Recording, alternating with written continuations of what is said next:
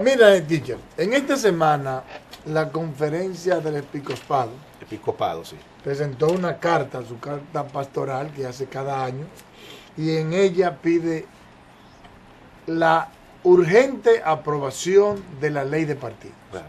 Evidentemente que la sociedad en su conjunto ha estado pidiendo la aprobación de una ley de partidos, precisamente para evitar lo que hemos estado diciendo,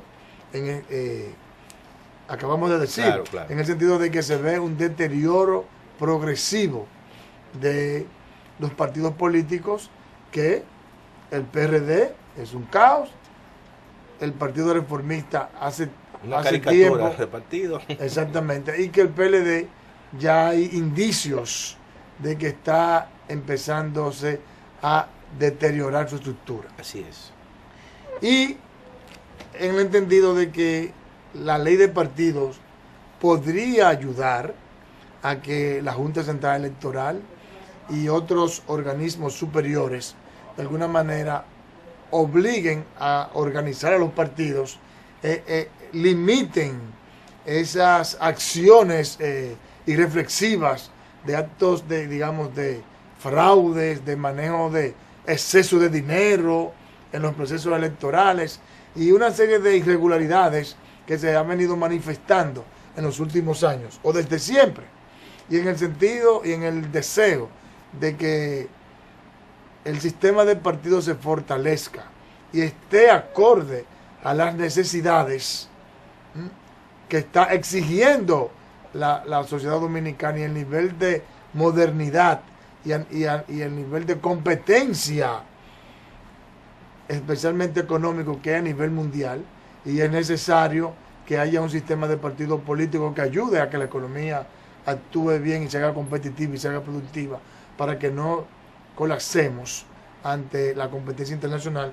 Pues bueno, la conferencia del episcopado está pidiendo, se está haciendo eco del clamor de la sociedad dominicana. Sin embargo, teacher, vemos cómo los legisladores, que son los encargados de hacer ley, en vez de ponerse de acuerdo para que esa pieza pase, vemos cómo diputados del PLD como Rubén Maldonado, Lucía Medina y Gustavo Sánchez acusan al PRD de no querer pasar la ley, mientras que vemos al vocero del PRD, Radamés González, señalando todo lo contrario. Vamos a ver esas declaraciones. Pero mientras el Partido Revolucionario Dominicano ande con su presidente, con un proyecto de partido debajo de los brazos, Milagro Ortiz Bosch, una alta dirigente de ese partido también, con otro proyecto debajo de los brazos, y otros dirigentes con otro proyecto debajo de los brazos totalmente diferente, no podrá haber entonces ley de partido político. Pero él sabe que es un asunto de país, de que todos los partidos políticos tienen que ponerse de acuerdo, tanto los grandes como los pequeños, y han habido algunas cosas, unos conceptos, algunos articulados en el cual todavía no hay un consenso, y se está tratando de ponerse de acuerdo, confiando siempre en que no existe la ley perfecta, sino la posibilidad. En manos de ellos tres, básicamente, que son los tres partidos mayoritarios, y mayoritarios algunos entre comillas, en manos de ellos tres descansa elaborar lo que pudieran ser las modificaciones que ellos entiendan deban hacer para que de una forma u otra nosotros acusemos el recibo de las preocupaciones de los mismos. Porque no hay voluntad política del Partido de la Liberación Dominicana, que tiene mayoría absoluta en las dos cámaras. Ellos a veces alegan cualquier cosa, entre ellas que nosotros los periodistas no estamos unificados. La verdad, mundo, que la carta pastoral del episcopado dominicano es bastante completa. Tú hiciste mención de ese llamado que ellos le hicieron al Estado dominicano, básicamente que asuma su responsabilidad en el sentido de siempre tener una firmeza moral y ética por encima de cualquier cosa, y donde se le llama la atención en el sentido de que debe tratar de aprobar la famosa ley de partidos, que yo creo que es muy importante para el futuro y el devenir de los partidos políticos y para que tengan una buena convivencia entre ellos mismos. Sin embargo, también la Carta Pastoral toca temas importantes, como es el caso, por ejemplo, del aborto, como es el caso del uso de anticonceptivos. También hace una referencia importante a las famosas uniones del mismo sexo. Ustedes saben la situación que hay en el país y que en cierta manera la iglesia y muchos sacerdotes han estado en situaciones bastante penosas. Muchos de ellos han tenido que irse fuera del país acusados de la moral, vamos a decir, pederastia y en contra de la moral. Pero también llama la atención a las mismas familias, ¿no? Que los padres sean cuidadosos de sus hijos. Igualmente también a los mismos católicos. O sea, el hecho de que la Iglesia Católica a través de su carta pastoral le haga un llamado a los católicos es un llamado directo a todos los sacerdotes que tengan una conducta un tanto fiel a los preceptos de las ideas cristianas, que yo creo que es muy importante para que esa institución milenaria que se llama la Iglesia Católica pueda seguir teniendo, como lo tiene en muchos países, en la gran mayoría donde está, y goce de respeto de la gente. Si no actúan como la gente le está indicando con el respeto, yo creo que la Iglesia Católica podría tener problemas en el futuro, porque incluso en este mismo programa hemos comentado cómo otras religiones han venido ganando cuerpo y evidentemente eso le minimiza y en cierta manera le quita peso a la Iglesia Católica. Sin embargo, yo creo que la Carta Pastoral en cierta manera trata de enmendar una serie de errores que la Iglesia Católica ha venido cometiendo con ese llamado a los católicos, pero también le hace un llamado al Estado para que trate, en este caso, de aprobar la ley de partidos. Los obispos además criticaron el clientelismo, criticaron el mesianismo en la actividad política y que como consecuencia de ellos se mantiene rodando el fantasma de la reelección y el derroche de los recursos del Estado para tal fin. Pero ahí yo también tengo una crítica. Claro. Y es el hecho de que, por ejemplo, evidentemente que el mesianismo es parte de la forma de hacer política en la República Dominicana. Es parte de la dinámica política. Sin embargo, no cabe dudas, y quizás por eso es que tiene esa valoración tan alta el presidente Danilo Medina, está tratando de desvanecer esa percepción en la República Dominicana por el hecho de que le ha dicho que no se va a reelegir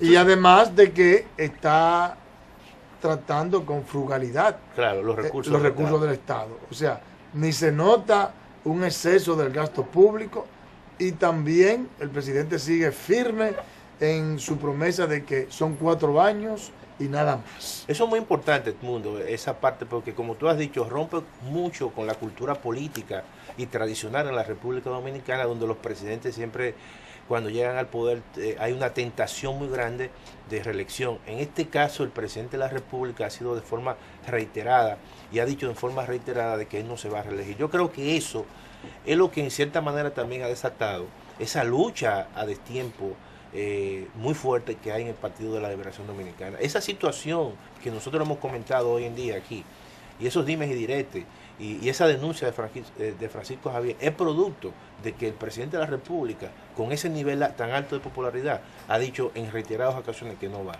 Mira, dice por aquí, hace falta un proyecto de nación consensuado por todos los partidos políticos y las fuerzas vivas de la nación, donde se prioricen aquellos elementos que contribuyan mejor al progreso y a la paz social. Eso se llama Estrategia Nacional de Desarrollo. Así es. Y por eso vamos ahora a presentar el informe económico de esta semana para vincularlo con esta declaración de la Carta Pastoral de la Conferencia del Episcopado. Así. Iniciamos este resumen económico con el Ministerio de Economía, Planificación y Desarrollo, quien presentó un estudio realizado por varios organismos internacionales, el cual determinó que la República Dominicana tiene una de las presiones fiscales más bajas de la región, donde la recaudación tributaria apenas alcanza el 13% del Producto Interno Bruto. Este gobierno fue elegido para gobernar por los mejores intereses del pueblo y para hacer un buen gobierno. Esas son las aspiraciones que tiene el pueblo dominicano de este gobierno y de su presidente. Un presidente que como hemos notado en todo su recorrido, están esperando, era el presidente que estaban esperando por muchos años. Y en ese sentido, todos aquellos que colaboramos, que estamos como funcionarios del gobierno, que apoyamos al presidente Medina y él, lo único objetivo que tenemos en este momento es hacer un buen gobierno, hacer un gobierno para la gente, que es lo que están esperando nuestro pueblo. A propósito, el director general de Impuestos Internos, Guarocuya Félix, reveló que solo se está recaudando el 50% de lo que deberían estar percibiendo las arcas del Estado. En tal sentido, abogó por un pacto fiscal que asegure los ingresos que necesita el gobierno para su adecuado funcionamiento. Pero hay tres criterios fundamentales. Primero, saber hacia dónde queremos ir. Segundo, que un pacto fiscal es un acuerdo entre partes, pero las partes políticas, que son los que tienen que aprobar en el Congreso y ponerse de acuerdo para que el Congreso apruebe esa estructura fiscal de acuerdo a esa visión del país. Y tercero, tiene que haber mucho desprendimiento de todas las partes. De la semana aniversaria del Ministerio de Economía, Planificación y Desarrollo. Muchísimas gracias. Roger, levantaste la mano ahorita. Ok, pues de esta forma vamos a acompañarlos hoy aquí. Gracias.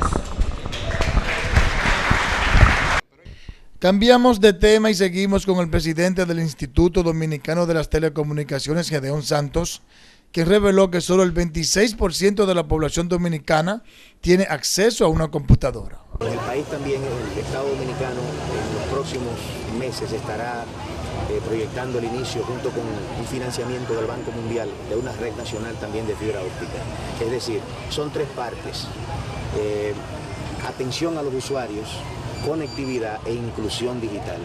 Lograr que cada dominicano, cada estudiante pueda tener el combo completo de la conectividad, que es un lugar donde conectarse, un computador y educación digital. La Comisión Nacional de Competitividad y los Ministerios de Medio Ambiente, Industria y Comercio y de Agricultura firmaron un acuerdo cuyo objetivo es prevenir los riesgos que puedan afectar la productividad y de esa forma contribuir con el aumento de la competitividad y el buen desempeño ambiental del sector agropecuario. Pues estamos más que comprometidos con esto. No solamente estamos haciendo nuestro papel en que hoy por hoy pues la República Dominicana tiene producción con calidad en muchos rubros, en cantidad. Y el sector agropecuario, la importancia que tiene en nuestro país y en el mundo.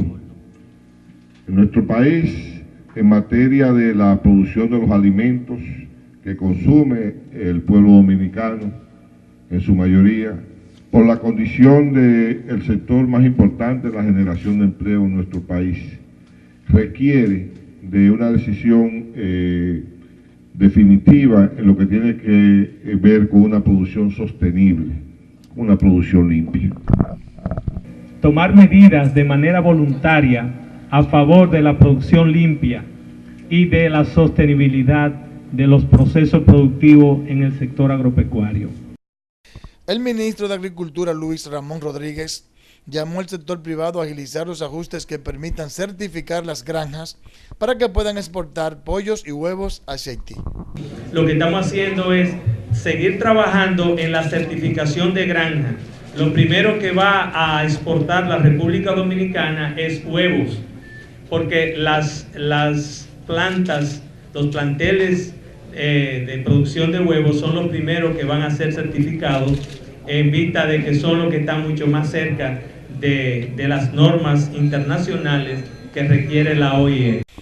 Finalizamos con el director del Instituto Nacional del Azúcar, Casimiro Ramos, quien sostuvo que el azúcar ha experimentado una disminución en su precio que oscila entre 5 y 6 pesos.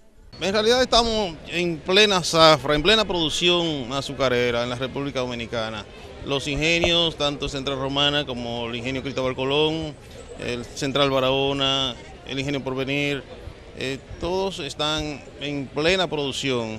Y nosotros hemos estado monitoreando los precios, porque lo hacemos mensualmente, el comportamiento de los precios, y hemos observado una reducción significativa en los precios, principalmente del refino, que fue donde hubo digamos que se disparó un poco en el mes de noviembre por los bajos inventarios existentes en ese momento, pero a partir de ahí que inició la zafra a finales de noviembre, pues inmediatamente comenzó la tendencia a la baja.